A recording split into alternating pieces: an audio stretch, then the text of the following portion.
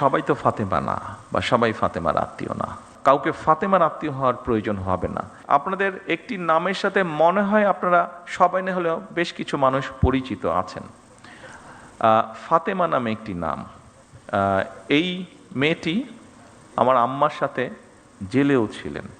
যেহেতু আম্মা অসুস্থ ছিলেন, ও অনেক দিন, অনেক বছর ধরে আছে, আমাদের পরিবারের একজন সদস্য হয়ে গিয়েছে সে।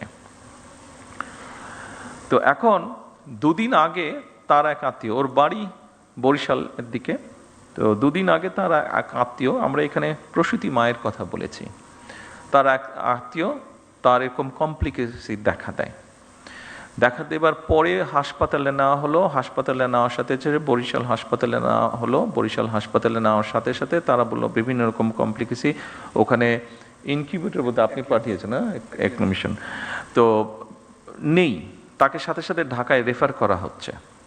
কিন্তু আমি যতটুকু শুনছি, আমি তো ডাক্তার না, বাট আমি যতটুকু বাসায় যাওয়ার পরে আমার স্ত্রীর কাছে শুনলাম যে সামান্য বেসিক জিনিসটাও ওখানে দেওয়া সম্ভব হয়নি বা দিচ্ছে না, ঢাকায় সাথে সাথে পাঠিয়ে দিচ্ছে।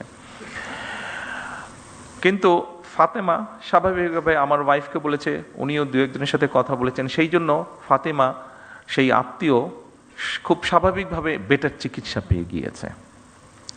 কিন্তু প্রশ্নটি সেটা হচ্ছে, সবাই তো ফাতেমা না, বা সবাই ফাতেমার আত্মীয় না।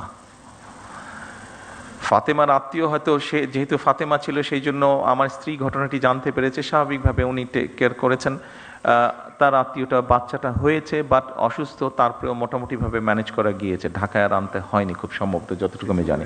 আর সামহাও মিনিস্টার সাহেবও জানার পরে উনিও কিছুটা ইন্টারফেয়ার করেছেন, ফলে এখান থেকে সাথে সাথে একটা মেশিন বোধহয় ছিল না, মেশিনটা বোধহয় পাঠানো হয়েছে, ফলে ওর আত্মীয়র বদলতে অনেকগুলো শিশু এখন সেই সুবিধাটা পাবে, অনেকগুলো শিশু সেই কষ্ট থেকে বা সেই সমস্যা থেকে, সেই বিপদ থেকে বেঁচে যাবে। কিন্তু যেই কথাটা আমি বলতে চাইছি, ওখানে যারা দায়িত্বরত ছিলেন তারা যদি আরও একটু যত্নশীল হতেন, তারা যদি আরও একটু কেয়ারফুল হতেন, তাহলে হয়তো অনেকগুলো সমস্যাকে এড়ানো যেত, সব না হলে অনেকগুলো সমস্যাকে এড়ানো যেত। আপনাদের কাছে আমার অনুরোধ থাকবে, এই দেশের একজন নাগরিক হিসাবে আমাদেরকে সাহায্য করুন, সরকারকে সাহায্য করুন, যেন আমরা কাউকে ফাতেমার আত্মীয় হওয়ার প্রয়োজন হবে না।